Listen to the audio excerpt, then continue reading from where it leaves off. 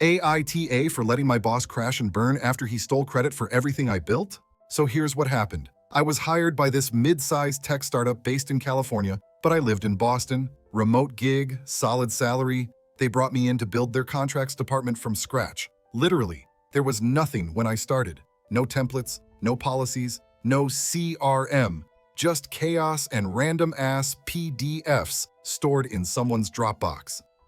I spent the first 6 months buried in work. Not kidding, I was putting in 12-hour days trying to clean up garbage agreements that were basically just email threads and duct tape. But by month 7, we had a real system. Templates, approval chains, version control, training docs, the works. By the 1-year mark, we were running smooth as hell. I had a team of 3, all trained by me. No missed deadlines, no compliance issues. Legal was happy. Finance was happy. Hell, even sales stopped bitching. Then they brought in these efficiency consultants to analyze all departments. Every department got some sort of restructuring or leadership shuffle, except contracts. Their exact words were, "We found no points of inefficiency here. This team is a model for operational maturity." As a thank you, the company gave me a bonus trip, Bahamas, fully paid. They even flew my partner out on the final day. It felt like a damn victory lap. So naturally, when I got back, I sat down with my boss, let's call him Mark, and said, "Hey, I'd like to talk about moving into a director role. I've basically been doing the work for a while now." Mark goes, "You're not quite there yet." I'm like, "Okay, what's missing? Can you give me a path?" He emails me the next day with a bullet list of director-level responsibilities. I kid you not, it was literally everything I was already doing, line for line. The only thing not on the list was give Mark credit for breathing. I called him out. "Hey, I've been doing all this, what's actually missing?" And this man dead ass tells me, "Well, if we moved you to director, then I wouldn't be able to speak to your work as directly in leadership meetings." I sat there like, what? You mean you wouldn't be able to take credit for it? He says nothing, just that fake-ass corporate smile. My friend said I had 2 options, leave or put up and shut up. I chose option 3. I killed him with kindness. I told Mark I was so sorry for overstepping, that I appreciated his guidance and that maybe I got ahead of myself. Then I printed out the actual manager job description from HR and taped it on my cubicle wall like some damn Pinterest affirmation. Every task outside that scope? Not my job.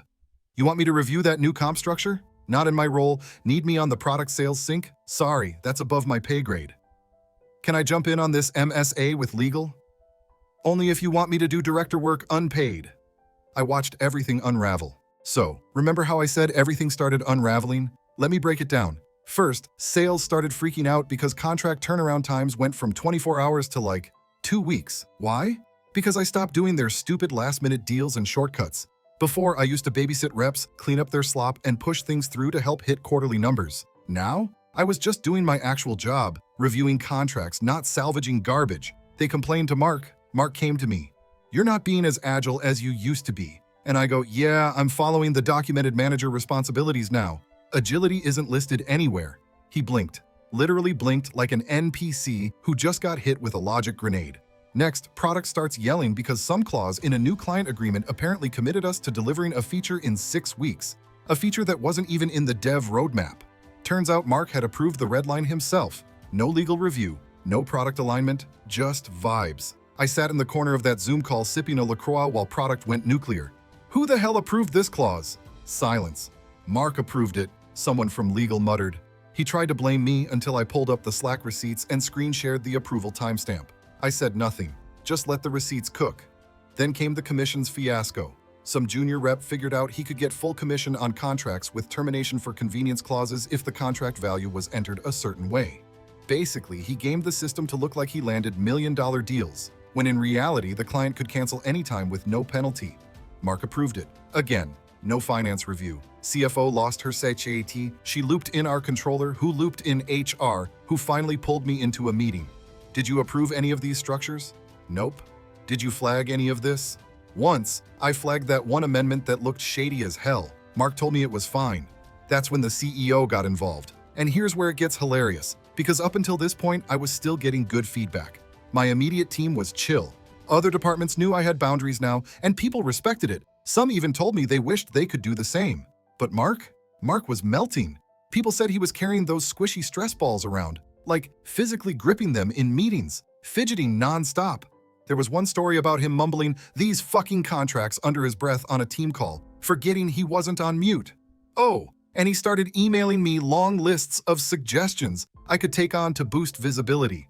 Things like organizing cross-functional lunches, running internal trainings, mentoring sales reps. Basically, unpaid director T. I just replied, thanks. These all sound like great ideas for a director-level role. Let me know when it's posted. Nothing after that. I had so much free time now, it was stupid. I started studying during the workday, knocked out 2 certifications, even booked a recurring massage appointment every other Thursday, and left early to hit the gym before it got packed. My manager was drowning, and I was thriving. Then randomly, he gave me a 7% bonus. Just an email from HR one morning saying I'd been rewarded for team stability and high performance. It was his peace offering. Like, please take back the wheel. I'll throw you a bone.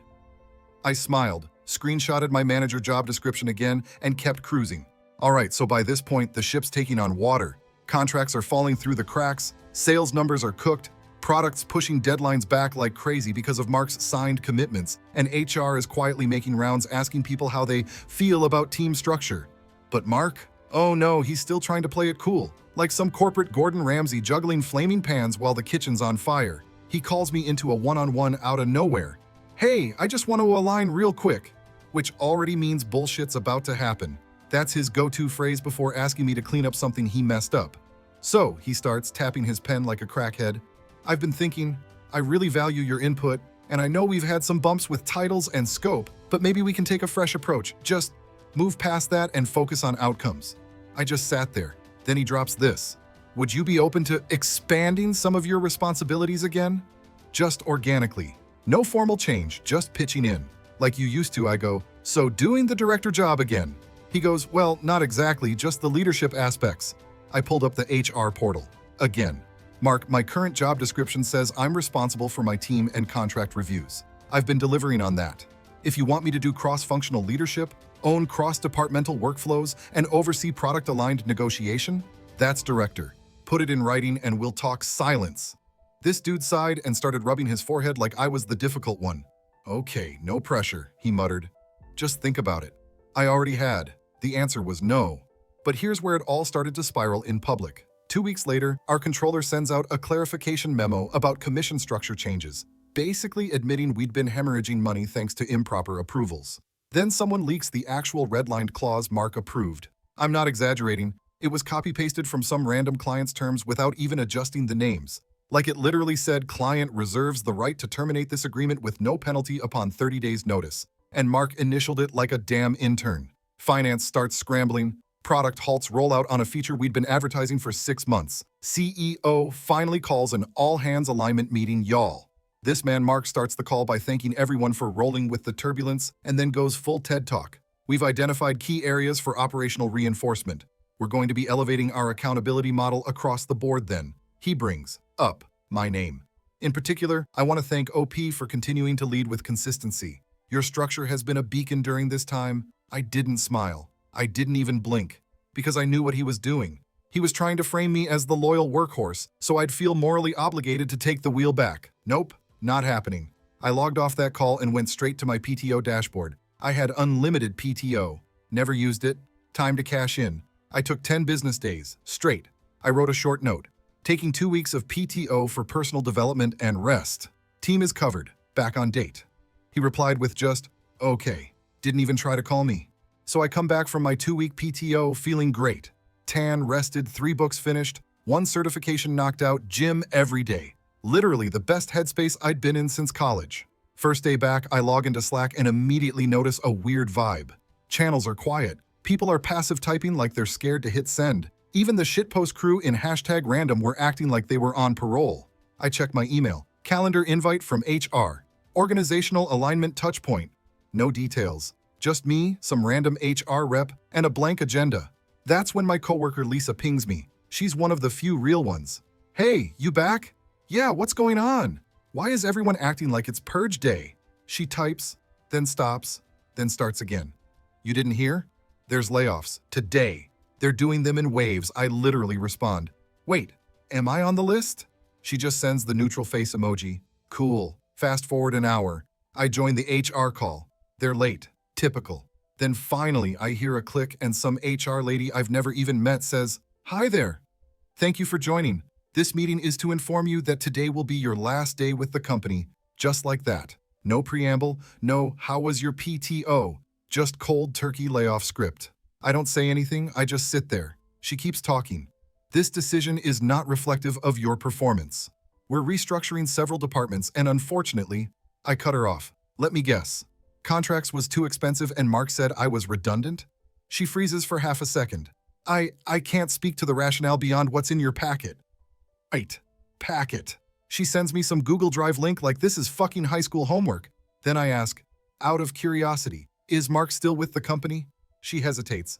"Yes, he is not impacted by today's actions. Cool. So I'm let go after building the department from scratch, after being the only reason it didn't go up in flames, and he's safe. And the kicker? I wasn't even supposed to be laid off." I find this out 2 days later. My team lead messages me from her personal number. She's like, "Hey, I probably shouldn't be saying this, but someone told me your name was never originally on the list."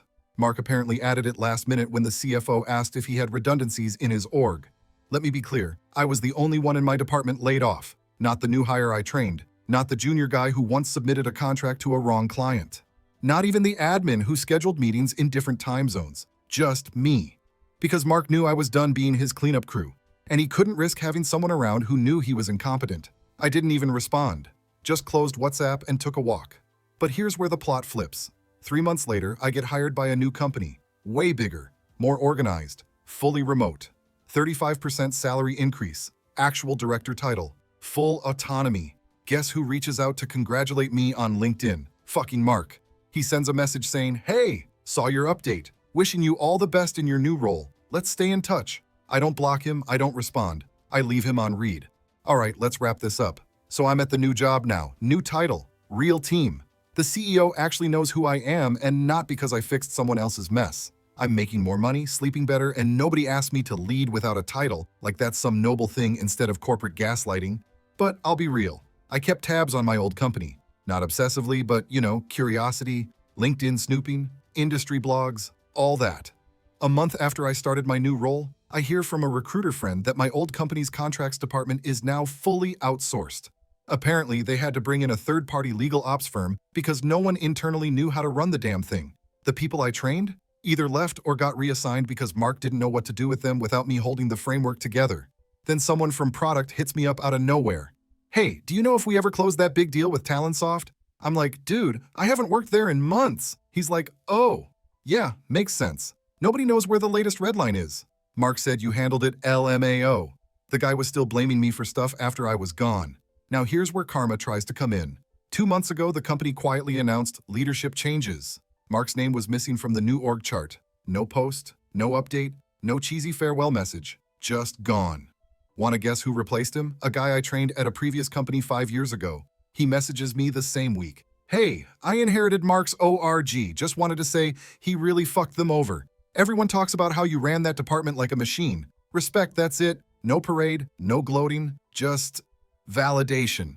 And yeah, I'd be lying if I said it didn't feel good. But it's also a little bitter. Because I loved that company. I loved the team, the culture, even the dumb Slack memes people used to spam at 4 p.m. I wasn't trying to be some petty genius playing 4D chess. I just wanted to be recognized for doing a good job. Instead, I had to sit back and watch some guy get promoted for stealing my work, then panic when the scaffolding collapsed around him. I guess my only real regret is that I didn't leave sooner. I wasted too much time trying to earn something from someone who was never going to give it.